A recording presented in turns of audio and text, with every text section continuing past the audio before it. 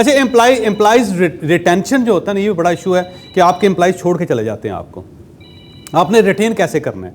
तो ये 3 चीज़ें उसके लिए जी। एक तो ये है कि टीम के करैक्टर जो होता है ना उसके ऊपर तवज्जो दें। हम करैक्टर बिल्डिंग पे तवज्जो नहीं देते, लोगों को वर्क एथिक्स सिखाते ही नहीं है किसी को।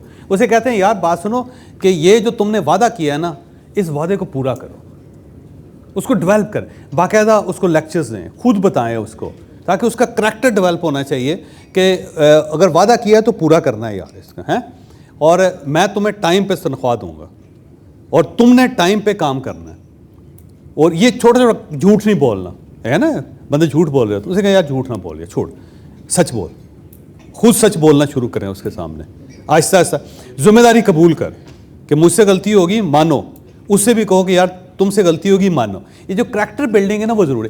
अगर आदमी का करैक्टर नहीं होगा छोड़ के चला जाएगा आपको, लेकिन अगर करैक्टर अच्छा होगा ना, आपको पहले बता के जाएगा जी मैं छोड़ रहा हूँ, फलां जगह मुझे अच्छी नौकरी मिल गई है, अब मैं 1 महीना आपके पास हूँ, और महीने बाद देखो उसने आपको क्राइसिस क्रिएट नहीं करने दिया, आपके अंदर क्राइसिस करैक्टर।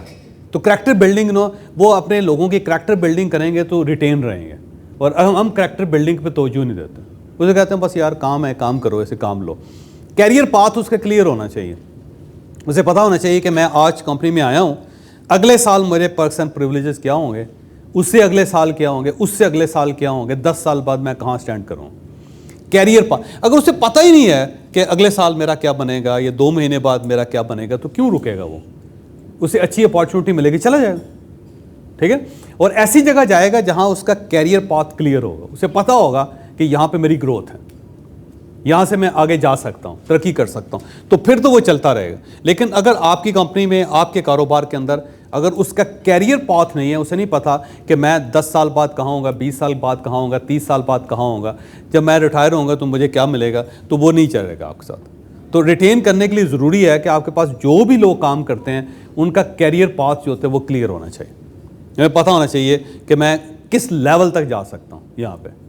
और अगर नहीं पता तो वो नहीं जाएगा। कोई इंसान भी अंधेरे में ज़्यादा अरसा नहीं चल सकता। ऐसा नहीं है कि आपने आंखें बंद की और कहा चलता जा पुत्र, नहीं चल सकेगा, बेचारा गिर जाएगा किसी न किसी जगह पे आके। तो आपके लिए ज़रूरी है कि उसका पाथ क्लियर करें, टीम का अपना पाथ क्लियर करें। दूसरा, सक्सेस स्टोरीज आपके पास होनी चाहिए, 10, 15, 20, 50।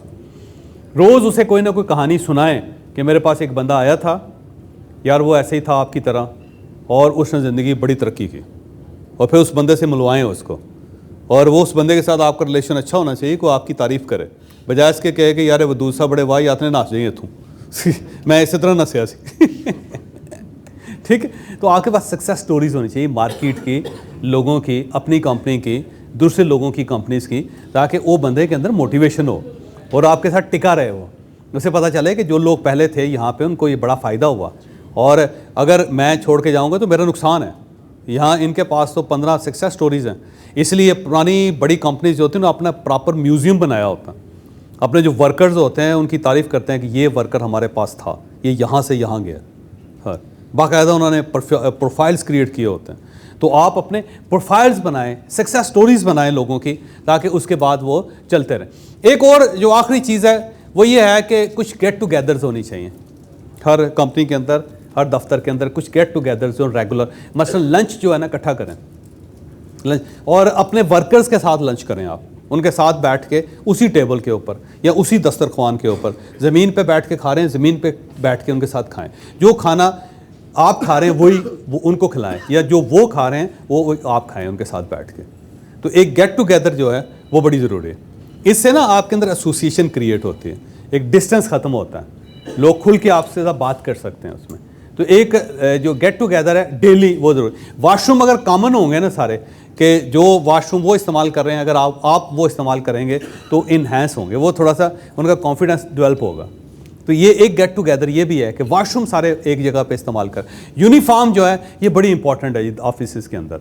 हम पता नहीं पाकिस्तान के अंदर क्यों नहीं करते। मैं वैसे अपने दफ्तर में पिट मरा हूँ, किसी ने यूनिफॉर्म ने पिट मरा, पता नहीं क्या प्रॉब्लम क्या है यार, यकीन करें कोई। मैं कहता हूँ यार जैकेट्स बनाओ यार, जैसे गोरे होते हैं। हर एक दफ्तर के अंदर जाते हैं, उन्होंने एक लूज़ जैकेट्स पहनी होती सब ने, उसके अंदर एक ही कलर होता था, सारा बॉस भी हो तो एक पाकिस्तान के अंदर है। वैसे कमाल है बंदे का।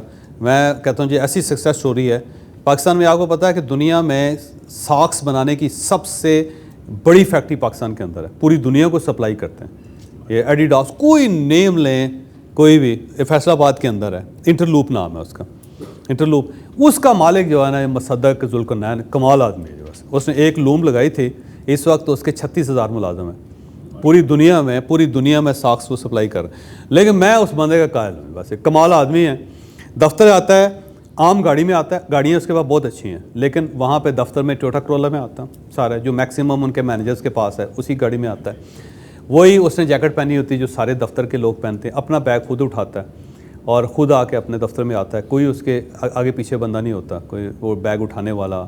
या वहाँ जाके वर्कर्स के अंदर होता है, आप उसे पहचान नहीं सकते वर्कर्स के अंदर, वर्कर्स के साथ लंच करता है उसी कैफेटेरिया के अंदर, वही वॉशरूम इस्तेमाल करता है, बड़ा मज़ा है। मैं उसको कायल हो, उसकी वजह ये गोरों के साथ काम करता है तो उसने सारी आदतें गोरों वाली बना ली। तो एक ही कंपनी पाकिस्तान के अंदर है जो प्रॉपर गोरों वाली कंपनी, और जो वर्कर्स हैं उनका आज तक कोई वर्कर उसको छोड़ के नहीं गया, क्योंकि वो बेनिफिट्स का बहुत ख्याल रखते हैं। एक भी बंदा नहीं जैसे उसको कंपनी ने छोड़ दिया। लोग दुआएं करते हैं जोलियाँ उठा उठा के उसके लिए, तो बड़ा वैसे बड़ी सक्सेस स्टोरी है।